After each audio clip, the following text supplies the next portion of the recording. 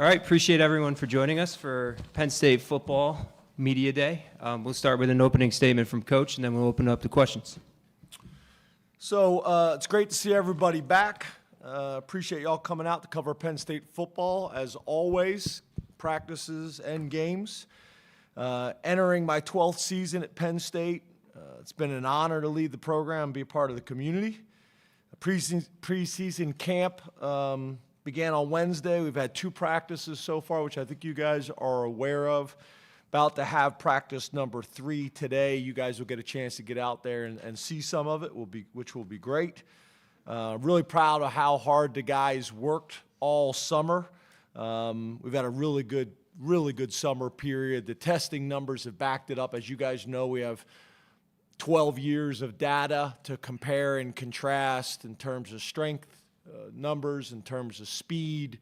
So that data has been impressive. Chuck Losey and his staff continue to do a phenomenal job. We've had a lot of stability with that staff, and Chuck has done a great job. As you know, Chuck's been with me all 15 years as a head coach, and when Dwight Galt retired, took over and has done a phenomenal job.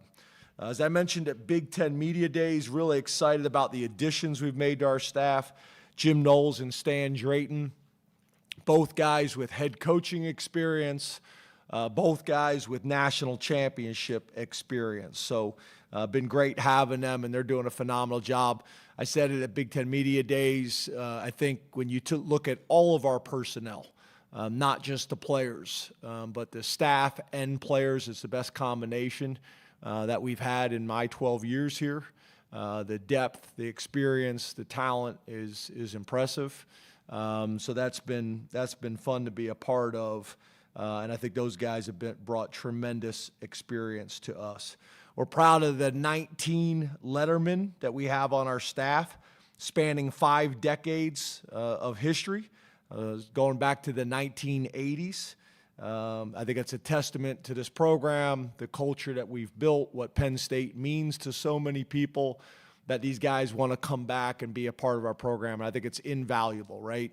Our freshmen, our sophomores, our juniors, being able to talk to these guys that have sat in their lockers, have sat in their meeting rooms, have practiced at the Lasch football building, have competed in Beaver Stadium and on the road in the Big Ten. Just tremendous experience and value coming from that. So that's been awesome. Our focus in training camp, our focus is obviously on training camp, but everybody knows we'll be hosting Nevada here 4 weeks from now. Andy Mutton, who I think actually spent time there, has been very adamant about it's Nevada, not Nevada. I always want to say Nevada, but it's Nevada. He's made sure I've been clear on that. West Shore home field at Beaver Stadium may look different, but we know this place is going to be rocking like it is every single year. And probably just like me, I walked into the stadium, and from the inside of the stadium looking up, it's really impressive what they've been able to do with the temporary bleachers and things like that. So excited about that. Appreciate everybody being here again, and open up to questions. Let's go over here to the right, Mark, and then we'll go Rich in the front. Hey, James, thanks for your time. Hey, Mark, you too, man. Where are you health-wise as camp opens? We heard about Caden, but generally speaking, where's the team, and is there anybody else who will be limited or out for camp? Thanks. Yeah, so the injury list is not great right now, but after today's practice, it'll change things, because what happens is you got a number of guys. We played late in the season, as everybody knows, the longest season in Penn State football history. Played late into the season, and we had some injuries that required some surgeries and things like that at the end of the season, and they're going to be considered limited until we've had a padded practice to show that they're able to do that. So some of these guys are limited up there. They're ready to go, and I think if you ask them, they could play in a game right now. But our trainers and doctors, smart, we hold them in a limited category until they actually go out and do it. So if they had an upper body extremities issue, we got to get through the first day of hitting to clear them back to full go. So the list is a little bit longer than I probably would like, but nothing that we're concerned about, and nothing that you guys, I think, aren't already aware of. Did I answer your question? Yep. Yes, sir. Rich? Hey, Hello, Rich. James. How are you? Good, man. How are you? I'm good. How can Hudson, Ross, and Pena help the passing game in general, Drew in particular, and how have they looked so far in these first 2 practices? Yeah, so I think the biggest thing is they're veterans that have already produced, in college football. Hudson was a captain, at his previous institution, had one of the catches of the year against LSU. Senior, veteran, mature. So that's been valuable for us. Pena, same deal. Pena's a 6-year guy. Same thing, was captain at his last school. Got a lot of maturity, got a lot of experience. I think you guys have heard me talk about this before. I compare college football in some ways now to college basketball when the one and done started, and you could have a veteran, older team to make a run. Because as we know, experience and talent matters. And then Ross, didn't play, obviously, whether it's, the Big Ten or the ACC, but we were able to watch him against Iowa. I think you guys know how much respect I have for Iowa, that program defensively, special teams wise, and to be able to watch him, make plays against an Iowa defense and an Iowa team in general on special teams, gave us a lot of confidence about bringing that young man in. But they've all been great. They've been great. Some young receivers I think you guys will get a chance to see that we're excited about as well. This kind of, hopefully closes the gap for a year to allow these guys to continue to grow and mature and step up. But we have more depth right now at wide receiver than we've had. And to your point, Rich, I think the biggest thing is we need more playmaking. At the wide receiver position for us to go where we want to go in critical moments, in critical games.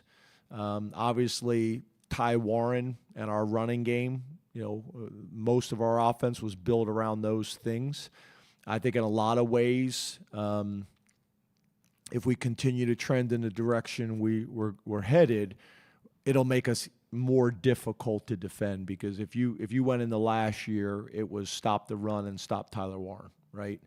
So having threats all over the field that can hurt you, making them defend the 53 and a third, and obviously the 120 yards, I think will open up a lot of things for us. Will help us in the run game, but it's valuable, and I think Drew.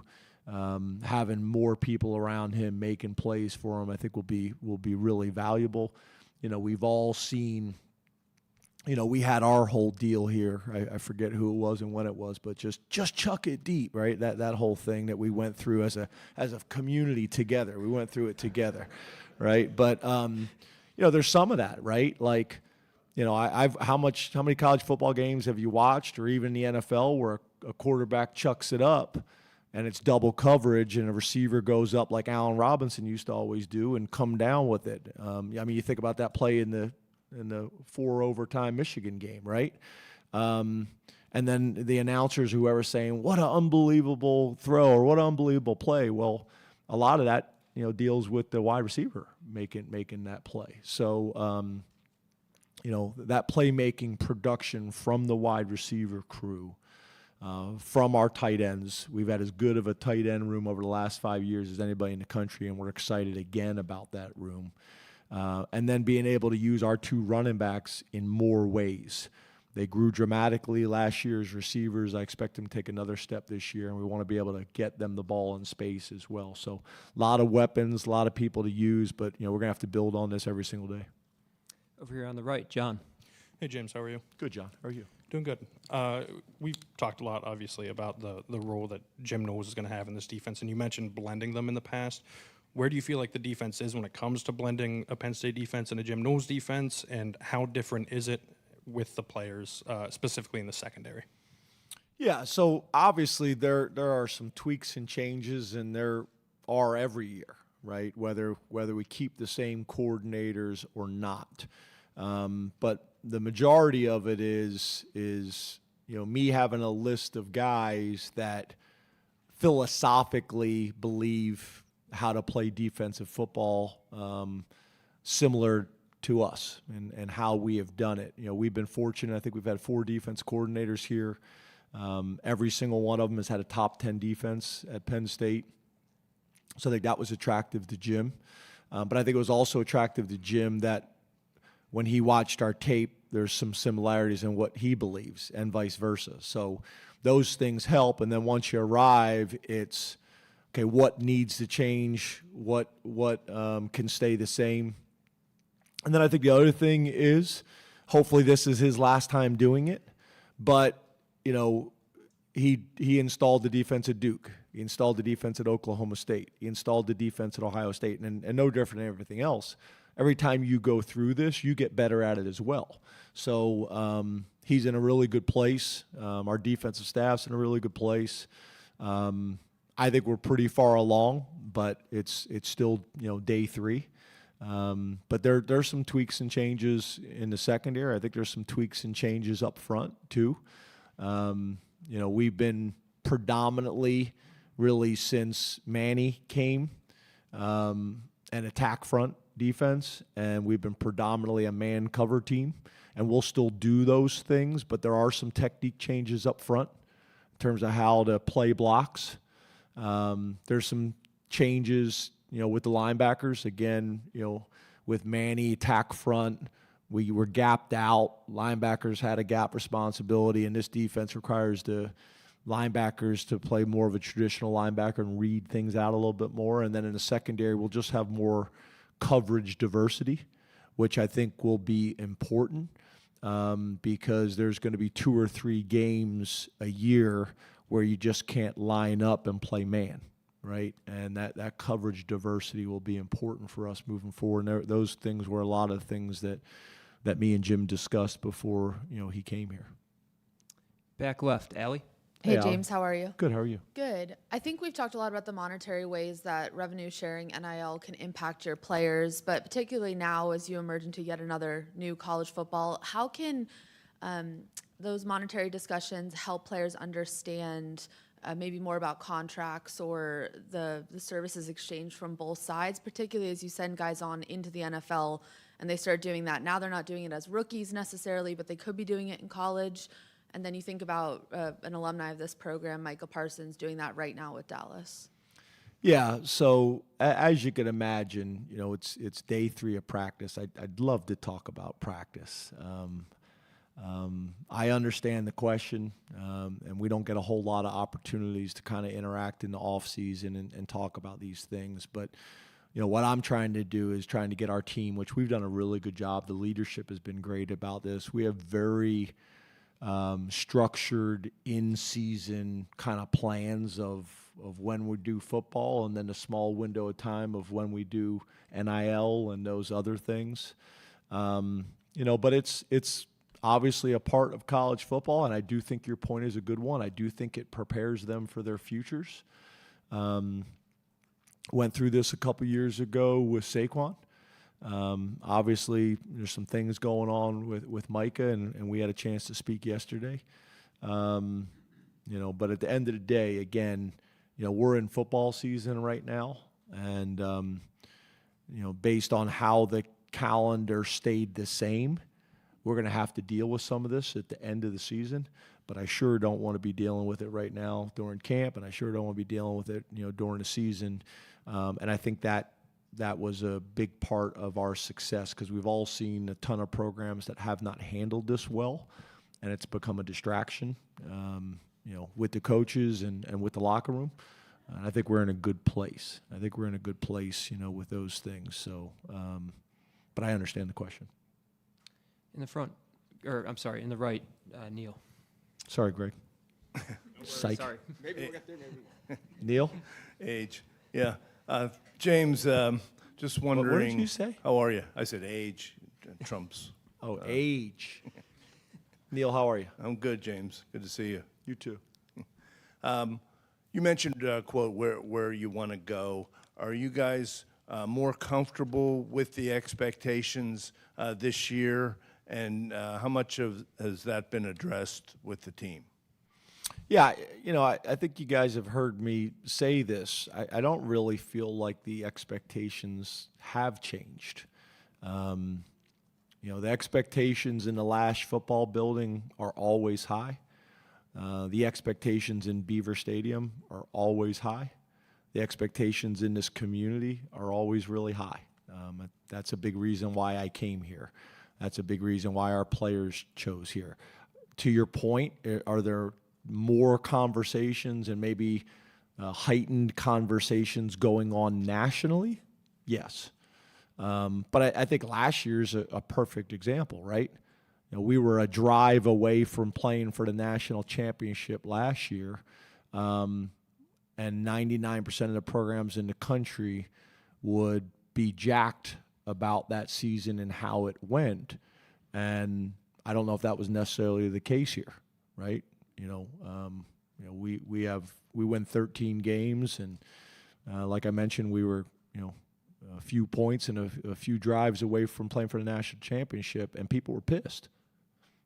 That's what you sign up for when you come to Penn State, and so those expectations are always really high. We'd been to a bunch of New Year's Six games before that, and again, a lot of programs would die to go to a New Year's Six New Year's Six game or win a New Year's Six game, and we've done that fairly consistently, and I wouldn't say it necessarily feels that way.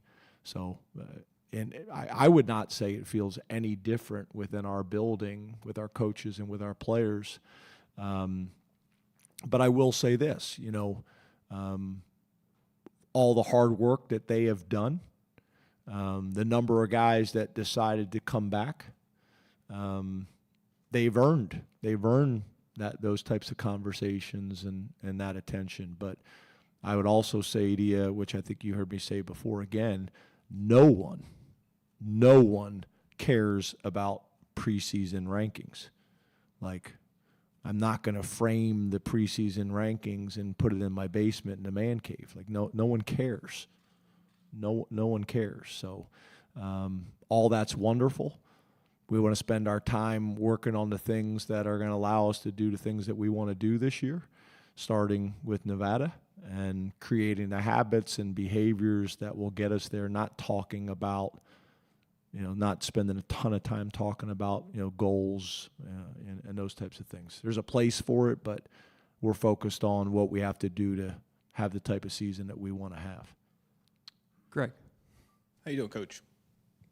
Hey, Greg. You sat here 12 years ago in a lot different spot with your offensive line. So how do you feel that will play out this year in terms of a number of guys you play from a snap perspective, and then specifically right tackle with two guys who are essentially starters back? How do you see that playing out? Yeah, totally changed. When I got here again, this people just kind of brush this over like no big deal. But we had 4 offensive linemen, I think, was the number when I got here in the entire program. And I think now we're at like 22, 25, something like that. I would love to have had Sauber, 12 years ago. You'd have been starting at center. Yes. Yeah. Just don't have very long arms. You have trouble reaching the keyboard right there, to be honest with you. But we're in a different spot, right? So that's not just good for our offense. That's good for our defense. That iron sharpens iron every single day. It also allows us, when we talk about all the different weapons that we have in terms of wide receiver, running back, tight ends, and trying to get them all on the field. You guys also saw us last year do some 6 offensive lineman sets. That is obviously helpful from a scheme standpoint, but it's also helpful from a development standpoint. When you can get 6 and 7 offensive linemen on the field, allows those guys to get some playing time. Same reason why you put 2 quarterbacks on the field at the same time. It's a way to get them some significant time rather than a late game blowout and things like that. So there's tremendous competition. I'm not sure how it's going to work out. Donko was playing as well as anybody in the country before his injury. Rucci comes in and finishes the season as well as any tackle in the country. And then we got some young guys that are fighting and battling, them as well. I would also say, you guys know this, we've worked hard at creating position flexibility. So a guy like Donko also has the ability to play inside. So, what we're trying to do is how do we get the best 5 guys on the field, and then how do we also create depth, with whoever our backup tackle is going to be, whoever our backup guard is going to be, whoever our backup center is going to be, the next best offensive lineman to get on the field. So all those things we're trying to figure out, during training camp. On the right, Tyler. Hey, James. Hey, Tyler. How are you today? Good, man. How are you? Asking about a couple of linebackers we didn't get a chance to see in spring. You didn't get a chance to see them on the field either, with Tony and then Amari Campbell. We saw this morning, actually, Jim named Amari his defender of the day for practice 1. So what has he shown your staff so far, and then how has Tony looked getting back into the mix? Yeah, Tony, really played most of last year with an injury that he could play with, but an injury that affected, he was not 100%. So being able to have an off season, surgery and get him right. He is strong. He is fast. He is confident. Obviously, year 3 for him. I played as a true freshman, so he's in a really good place, and we're anticipating him having a big year. But he's still got to go out and do it, But he's been very intentional all summer. He's been impressive so far in camp. And then when you talk about Amari. He's been a pleasant surprise. Played a ton of football for his previous school, and we thought those things would translate to us, but you never really know. Once again, a mature, older player who's taken the right approach since he stepped on campus, and I think there's some excitement about him right now. So he's created another level of competition that we hope we were going to get, but you never truly know until these guys show up on campus, and he's doing some nice things. He's really doing some nice things. Tested well this summer. He's explosive. He's fast.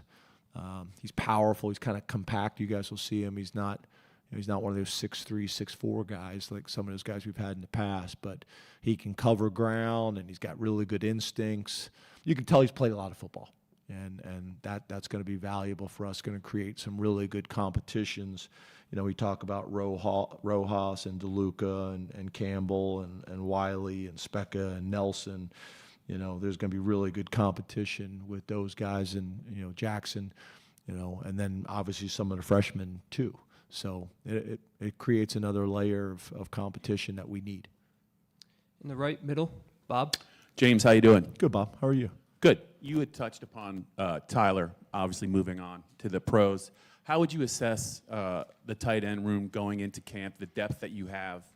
And I wanted to get your thoughts on what maybe a guy like Luke Reynolds, who had benefited because Andrew actually unfortunately got hurt last year.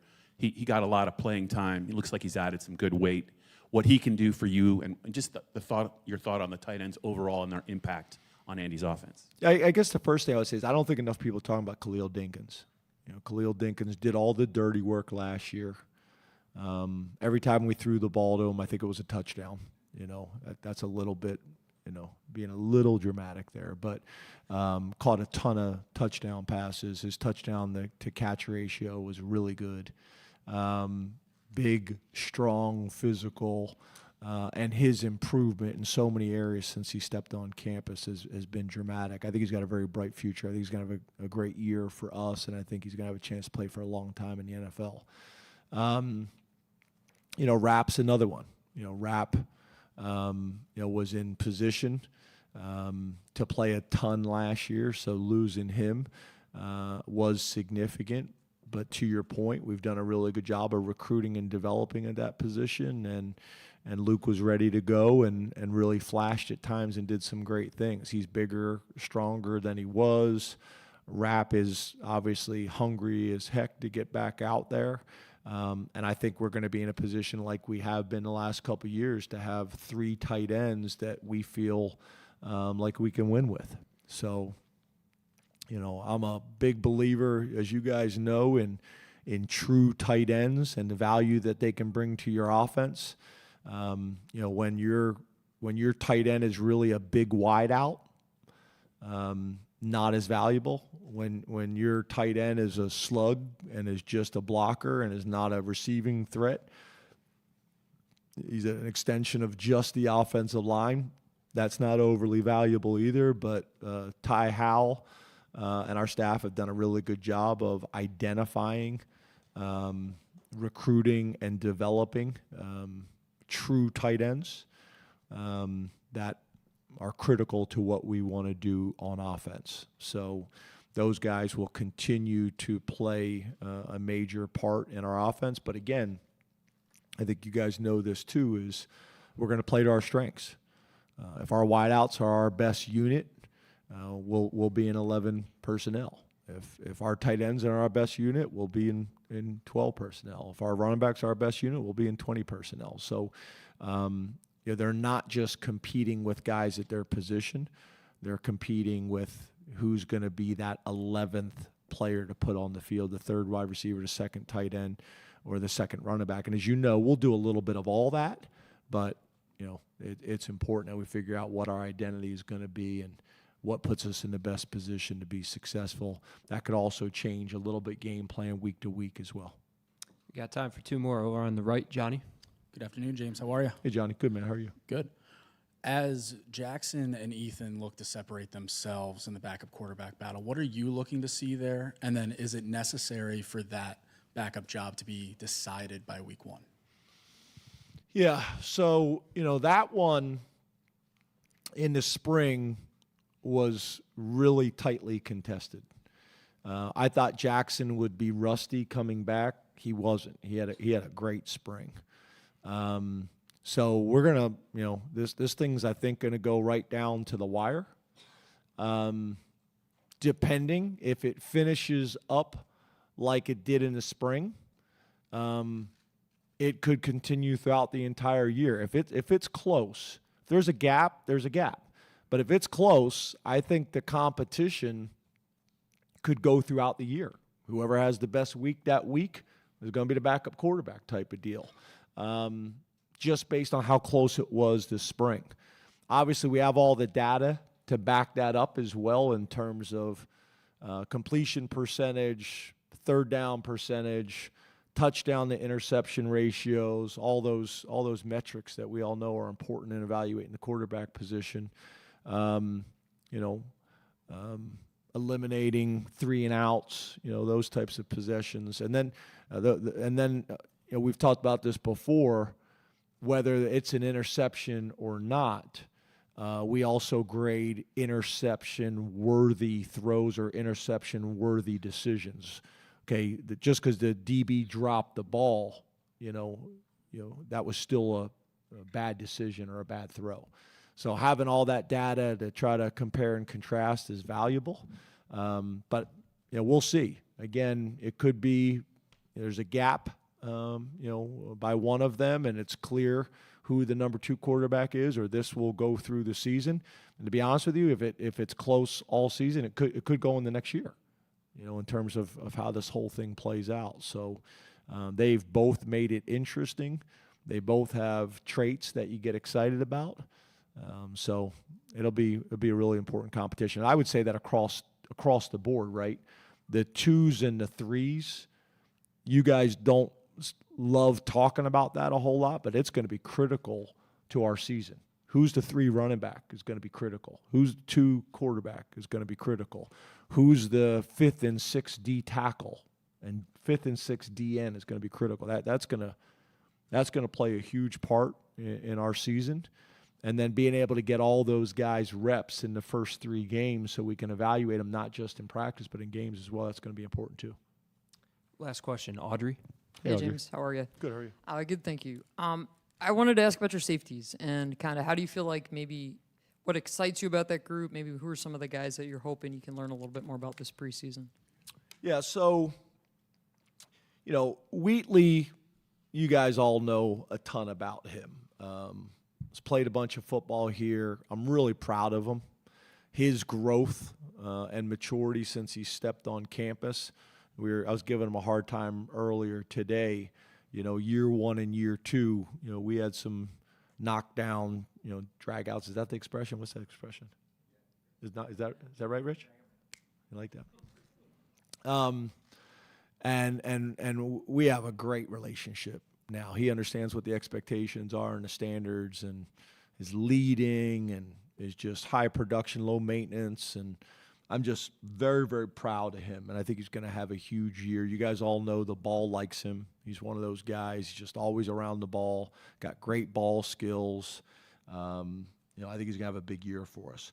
And then there's a battle, right? You got Mac, you got Lane, you got Belgrave, and you got Torre that are really battling for not only that other starter, but also for who the third safety is going to be, who the fourth safety is going to be, and who the fifth safety is going to be.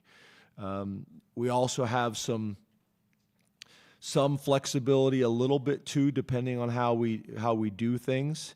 Some of those corners or nickels could play into this as well when you sit here and you say, how do we get the best 11 guys on the field? And if our third corner is clearly the next best player over maybe the second or third safety, then we got to decide how do we get all those guys on the field with the two corners, the nickel, and the safety. That's going to be really important. How do we get those five guys on the field and into the best spots, and then how do we create depth behind them?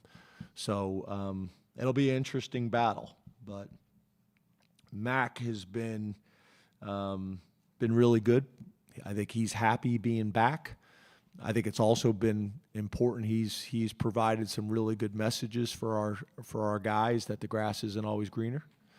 And Day Lane is super talented and is growing up every single day and being more consistent. We're excited about those other guys as well. Belgrave Shorter's had a great offseason. Torre is a man of few words and is very businesslike and attacks it the right way. And Penn has shown some flashes. So we need those guys to continue headed in the right direction. Thank you very much, Coach. Awesome. Have a great day, guys. See you later on this afternoon.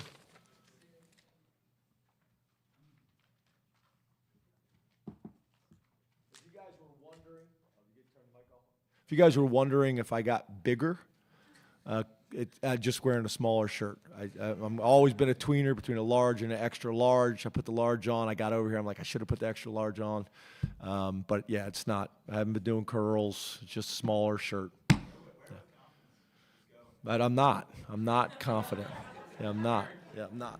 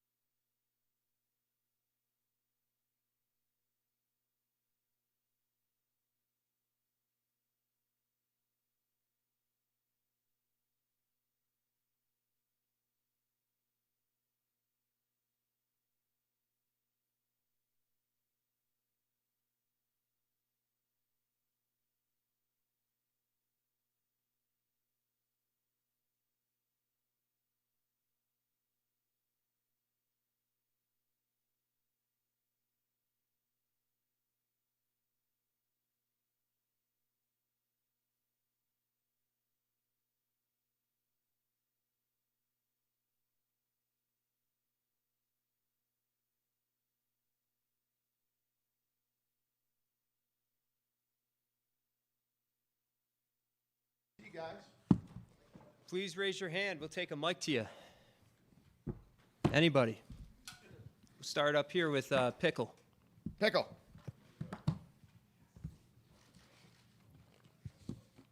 How you doing, Coach? Great. How are you? I'm doing well, thanks. Coach Franklin just talked about your backup quarterback battle and how that could play out for quite some time. Just from your perspective, coming out of the spring, how impressed were you with where Smolik was coming off his injury, and Grunkemeyer, obviously, with the experience he got in the postseason, and where those guys improved since then?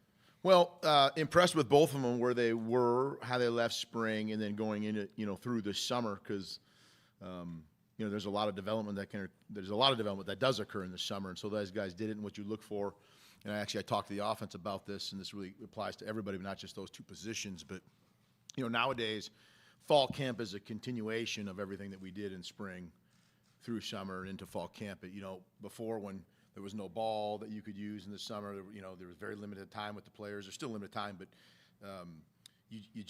it was like you had to start over. You had to really, really evaluate where everyone's at. Now we haven't had that, so I've been able to see those guys make incremental strides throughout spring and summer. And sometimes when you are in it all the time, those incremental strides and improvements, they're not as noticeable until you start going against the defense. I think both those guys have done a great job. Their grasp and understanding what we're doing offensively specifically is higher for sure than when the year 2025 started. And it's very evident with their approach to,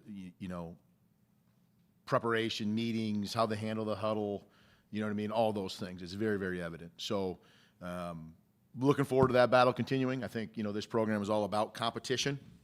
And, when you have competition at the quarterback room, I think that's awesome for the whole organization. In the middle here, Max. Andy, how's it going? Great. James just talked a little bit about the offensive line, a couple of position battles there. Does the anticipated depth at that spot, whether it's 8 or 9 guys, does that change at all what you can do schematically, whether it's 6-man sets, whether it's moving Vang out like you did last year, or more of that kind of stuff? Well, it probably gives you more comfort to do some of those things and add them when you have the depth. I think really it's just maybe more about comfort, right? In the sense that you feel good about it. And so honestly, the challenge, and it's a great challenge to have, is to make sure that you're evaluating all those guys. And, it's not too much musical chairs. And there's, that's the most important group in the football team, in that those guys have to play together. And if you're trying all these different algorithms to figure out who's going to play, all of a sudden you find out that you haven't worked any. But the fact that we have maturity in that group, right? And you have some guys who are younger that we're excited about or newer to the team getting reps, the way that they've showed and demonstrated already what they could do throughout spring, summer, and fall camp. It just gives you a ton of comfort. Coach Troutwine, Coach Quisert have done a great job with those guys in developing them, and they get what we want to do. But yes, when you feel like you have 8, 9 guys that can play, you've heard me say it before. I don't we'll do whatever it takes to move the football and score. If it's 10 linemen on the field, we'll do it. You know what I mean? And so when you have depth at that position, you have your depth at the skill positions, really your imagination becomes the limitation that you have. As long as you're not overextending individuals and asking them to do things that they're not trained to do. Rich? Andy, how different is the dynamic, or are the dynamics on offense with Pena, Ross, and Hudson compared to last year? I don't know if there's, to speak to the difference of a dynamic. I think what I would talk about is that those individuals specifically have been fantastic teammates. And you have dynamic issues, as you're referencing, as a team, when you have guys who immediately start acting selfish and start to do selfish things.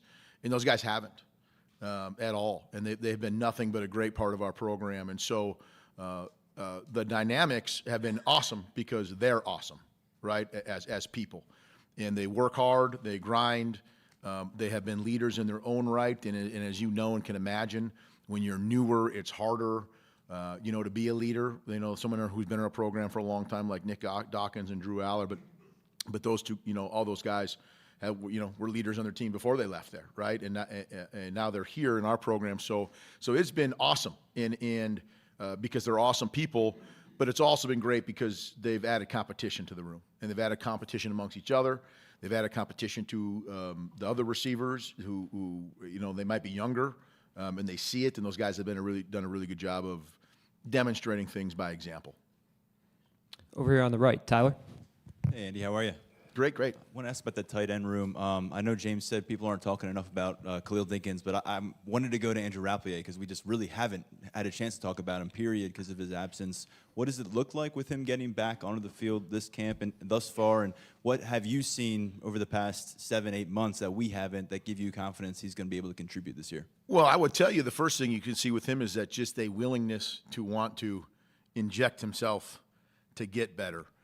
Sometimes when people come back from injuries, and there's no right or wrong way, as long as everyone's attacking it, to do everything they can to better themselves. And so I don't mean this in a negative in the sense of other people and how they've approached it, but more like we have to pull rep back. Like we have to kind of grab him and say, okay, you don't need to take this rep. You know what I mean? Like he wants to just keep jumping in front of the line and getting more reps, which I appreciate, the motivation to want to do that and get better. So that's like, I've noticed that from, like in the whole year of 2025, right? And so, I don't know what the timeline is when they come back and when they can, but as soon as he was able to walk and move, he literally wanted to jump in to drills. You know what I mean? And so you see the motivation from him to want to come back, which gives me a ton of promise that he will come back, right? Back left, Allie. Hey, how are you? Good to Great, how see are you? Good. We think about college sports in general. Usually these veteran teams, that poise that they can have late in the season is what shines through. And when you watch a college basketball team make a run, a bunch of fourth-year guys might make the difference. When you look at your offense, how much of this core is coming back, particularly quarterback, running back, offensive line? Does that give you confidence that they've seen a ton of football, they've played a ton of football, and maybe you can be a little bit more creative and lean on them in this fourth year for them? Yeah, when you have maturity coming back, and I'll use that word because experience and maturity are really they're two different things. A lot of times they go hand in hand, but they are different. So we have experience and maturity, which is really, really healthy. What you worry about as a coach, because football at this level in the competitive environment, there is going to be adversity. We're going to face adversity. How much, what it looks like, nobody really knows. But the fact that we have been able to observe our guys and they've responded the right way to adversity, there's no surprises, right? And then they can show by example what responding to some sort of challenge looks like, okay? So the fact that we have that, and then you build that into the younger guys, the newer guys that we need to develop and grow, and then you build into I'm going to use the word comfortable, even though this program really is all about making people uncomfortable. They're very comfortable with what we're doing. They know what practices are going to be like. They know what the install is now. You know what I mean? They're not surprised. And so really, and we just talked about this as a staff the other day, we got to make sure we do enough to keep those guys mentally stimulated, right? Maybe it's more situational work. Maybe it's curveballs into practice or whatever it is, to make sure that those guys are feeling adversity. They're feeling, new stimulus that they have to respond and react to, and allowing them to get better. And coach, I'll say this because it matters. As a coach and a teacher, one of the easy things to do is want to always coach your young guys first, because typically that's kind of the low-hanging fruit because the things that you teach them are so superficial. But to coach a guy like Drew Aller and Nick Dawkins and the receivers that are seniors and Dink, who was brought up earlier, like those guys have played a lot of football. Like for us as coaches and teachers to develop them, we got to find other ways to challenge them and grow. And it's actually been really fun and rewarding as coaches to be able to do that, the things that we can do with them. We got time for one more. Audrey? Hey, Andy, how are you? Great, how are you? I'm good, thank you. Wanted to ask about Drew Aller, and what do you think are maybe some of the next steps you want to see him take this year, and where are maybe those areas for biggest growth? Well, it's just we're in it now, so it's kind of hard to sit there and say, well, this is what you have to do from last year because that's over now. But we've challenged really since the moment I've got here about the ability to move and extend plays with your legs and the mobility. And I think I said this in the spring. I'll say it now. I mean, he is moving awesome. You know what I mean? He's really. I was teasing the other day. He was wearing sweatpants at practice. I told him, I said, dude, you got to wear shorts, man. You got great hamstrings now. You know what I mean? Like show those things off. And he laughs, of course, but I was being serious. But like so that the way he can move and handle that, like he's so comfortable with all the things that we're doing, and it's more about like communicating with him and collaborating with him than it is necessarily just coaching him.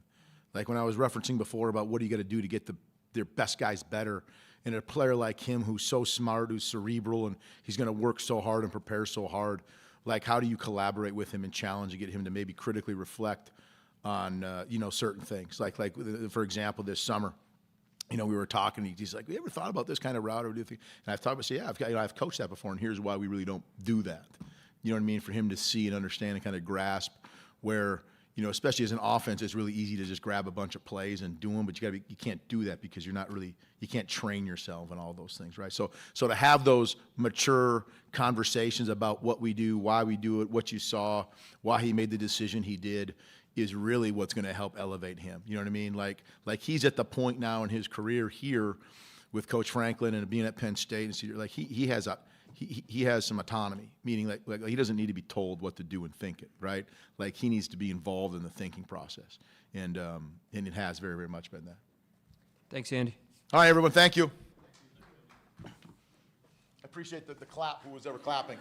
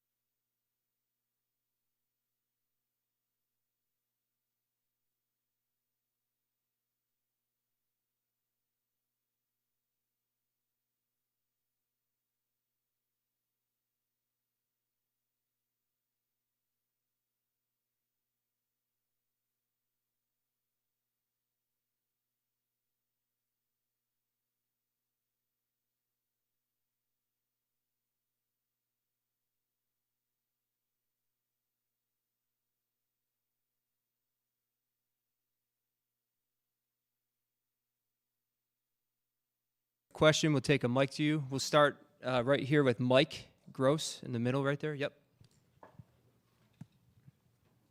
Hi, Jim. How are you? Oh, hey, Mike. People say your defense is relatively complicated and takes time to learn. Is that an accurate charge in your mind? And also, have you gotten better installing it multiple times over the years at teaching it and simplifying it? Yeah, both. I think it's a great question. I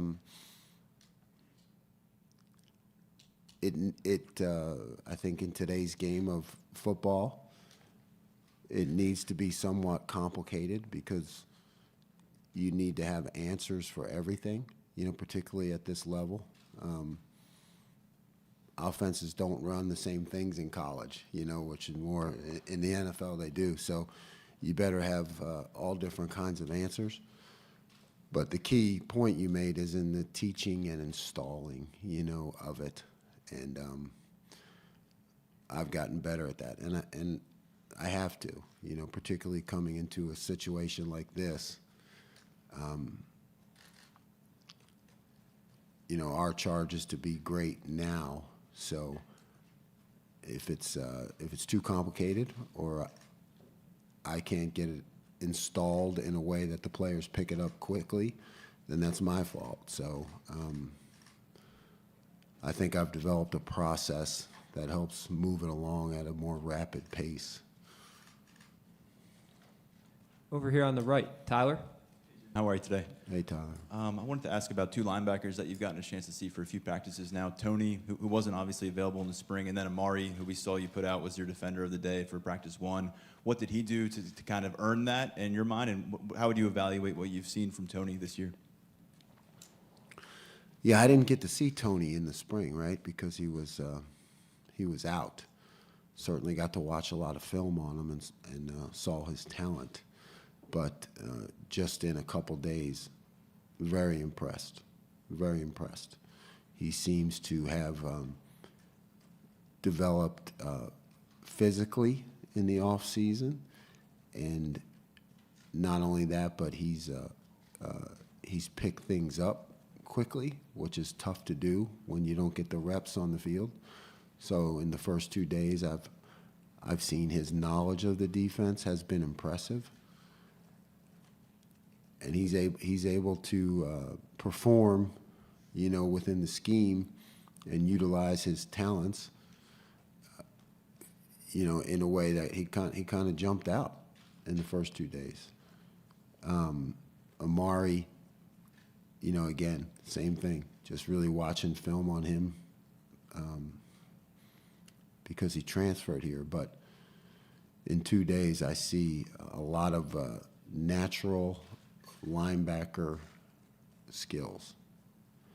And you don't see that as much in this day and age of college football because a lot of linebackers are, converted from other positions. And there's a skill to playing linebacker that a lot of it is innate and instinctual. And, we're at LBU, so, we've had a lot of great ones here. And you can just see those guys, when you look at the past and how they made plays, was a lot of it's through natural instinct, through things that you can't teach. So with Amari in the first 2 days, I see a lot of that natural instinct.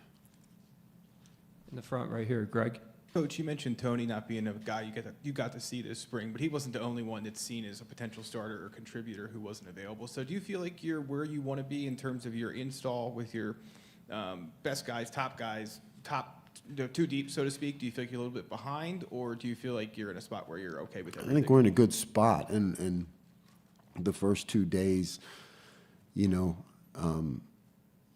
have shown that they responded to the installation without getting the reps. Tony's an example. Denai, Zane, AJ wasn't out there all the time, so it was definitely a concern because not having seen them do it on the field, it was a concern. So far so good, So the pace of the installation will really depend on how well those guys perform it on the field. So as long as they keep doing well, and it's just an early sample size, but we get to press forward at a rapid pace. On the right, Johnny. Good afternoon, Jim. As you guys sift through the 2 deep and even 3 deep at defensive tackle, how much of a help and how much of a benefit is it to have someone like Zane, already well established? It's huge. When you can have your defensive tackles, I always say, when your defensive tackles make tackles, right, instead of using up blocks, but when they're actually productive, it changes the whole way that you plan defense. And Zane's that guy. He's that guy who can do that immediately, who has done it. And now we, like you said, we have to build the depth around it, and there are a lot of candidates. The other guy I didn't get to see in the spring was Ford. Really impressed with him in the first 2 days. Really impressed. And the coaches said good things about him, but it's the same deal. I did not get to see him actually do it, and he's really jumped out at me the first couple days. We got time for one more. Rich in the front. Hi, Jim. You have coached some very, very good defensive backs, and I was just wondering, what have you seen from AJ and Elliott just in these 2 practices, and what do you expect from them during the season? Yeah, don't forget about AC too. AC. Yeah. And the new guy who should have been a senior in high school, Darius, impressive. If I had to use one word, it would be impressive.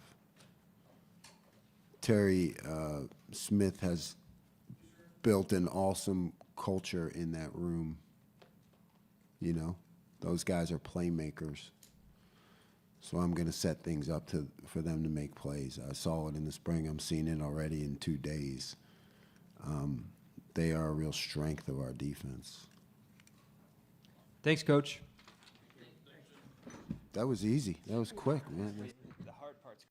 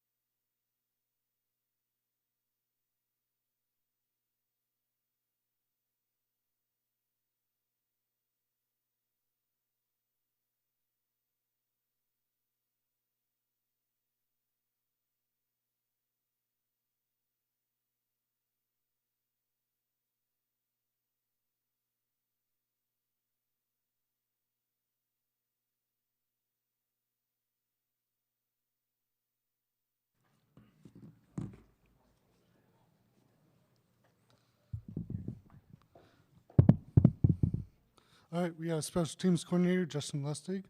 Please raise your hand and we'll get a mic to you. We'll start with Greg Pickle and then Daniel. Hey, Coach, how are you? I'm doing great. You have Zion Tracy obviously back, a guy that finished the year's punt returner for you, but I imagine there's competition there. So how do you see that playing out, and who are some of the guys you are looking at there at this point of camp? Well, the first thing I would say is, like, I remember sitting up here last summer and you know, not having a ton of answers for you. We've got a lot of answers right now, and it's a really good problem to have. We've got a deep room there. Obviously, Zion, really first time doing it. I thought he progressed really well, and still expect big things from him. But you got Trevor Pena, who's a senior, you know, a seasoned veteran doing it. Devontae Ross, a veteran who's done it, who's had a touchdown against Iowa when he was at Troy. And then you've got a good crop of young guys. You know, we've got Tyseer Denmark, who's shown a lot of capability back there. Josiah Brown. You know, Kobe Howard's another guy that I'm really excited about. So, like, a really deep position that is going to show a lot of improvement this year. We'll go Daniel and then Max. Justin, on your right. Yep. Out at Big Ten Media Days, James talked about, you know, in year one, not losing games because of special teams, and now in year two, being able to win games or win games by larger margins because of special teams. What does that look like to you? What does that in practice look like? Yeah, so, I mean, I think the first thing I think about is, like, we have the potential right now for major improvement on special teams. We've got to execute it in the fall camp and get better, but there's a number of reasons why I say that. Number one, it's year two for me in the system. It's year two for the players in the system. Just that experience. We've got experienced guys. Really, our personnel is set up in a really good position right now. We really have returning starters at every position. There's no big question marks on special teams, whether it's place kicker, kickoff, punt. And then we've got depth at all those positions as well. So, you know, those two things, year two in the system, they know exactly what they're doing. It's their second time doing all the techniques and all the schemes. You know, just sets us up for potentially making major improvements. Max. Listen, with Gabe, Riley, Ryan, all three of them back this year, and most of them veterans at that, how do you push them? Where can they still improve in their roles this year? Yeah, I think, well, I'll give you a punting, for example. One guy that's really stood out early on so far is Gabe Nwosu. So he's challenging Riley right now, and they're pushing each other. Matthew Parker's having a good camp, and he's pushing Barker. So we've got good depth, and those guys have still got to earn their positions. And I'm excited about them, and they have bright futures, the returners, but there's good depth at all the positions. Tyler. Thank you. So freshmen, so much time that the path toward playing time runs through your unit, and Yep. then maybe ends up in defense or offense. Anyone you're willing to kind of publicly discuss based on your observations from spring and into fall camp, freshmen who have made a strong impression on you, and that's an area of like their arsenal this year? Yeah, I think I'm still kind of figuring that out right now. The one name that stands out right now is Darius Dixon. He's a guy that's just showing up. Now we're really deep at corner, so there's a lot of decisions to make down the road in terms of red shirts and how much he's going to play. But he's a guy that's going to potentially have a chance to get on the field early on special teams. Any other questions for Coach? Craig?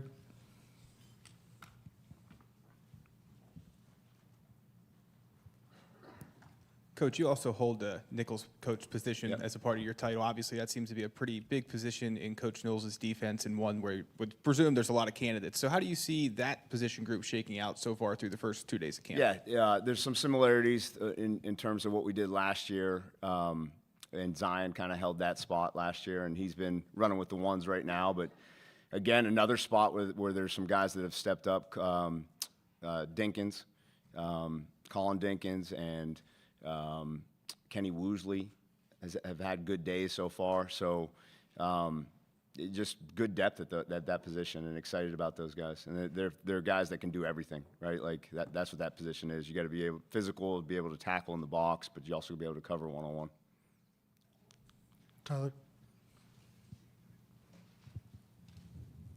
Going to go the same route as Greg, and your other occupation, obviously, outside linebackers, you do the work there. What does Tony Rojas look like comparatively to maybe what he was dealing with some issues last year? And any early feedback on what Kari Jackson has been able to accomplish, since he's a guy who was kind of out of sight, out of mind for us as well? Yeah, I think, well, first off with Tony's in A form right now. And he's in great shape. He's looked great through the first 2 practices, so we're excited about him. And he's just gotten better, and hasn't taken a step back at all. Kari's still working hard and learning the system, and there's some growth there still, but potentially a guy that could help us on special teams too, for sure. Time for 2 more. Zach and then Allie. Hey, Coach. Thanks for the time. Kick returner. Do you still plan on, because Nicholas Singleton and Katron Allen are so heavily involved in the offense, do you kind of roll the risk that, hey, they're so valuable in special teams that, we're still going to utilize them there? Or do you have confidence now in Quentin Martin, Corey Smith, Cam Wallace, anybody else? Yeah, I think it's those are game time or game week decisions and game planning decisions. You feel like there's a weakness potentially in the opponent's kickoff coverage, or more probably importantly, the kickoff guys not putting it through the back of the end zone every single time.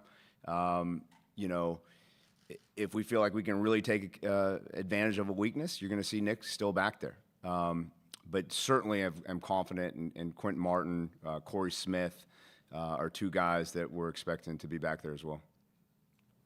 Allie? Hey, Coach, over here on the left. Yep. Can you help us peel back the curtain on Jim Knowles, what it's been like since he's been here in the spring, learning to install this defense, and really what he's like in these meetings? Yeah. In my career, so when I got here, I had been coaching on offense for almost 15 years, and I hadn't been on defense. So I'd coached the receivers and the tight ends and the running backs, so getting on defense was a little bit new again for me last year. And, the difference between last year and this year has been dramatic in terms of just different. And but Coach Knowles is detailed. He's so detailed. He's smart. He's intelligent. He's a great teacher. I've learned a lot working with him, and excited about being a part of his system. All right, thanks, Coach. Yep. Thanks, guys.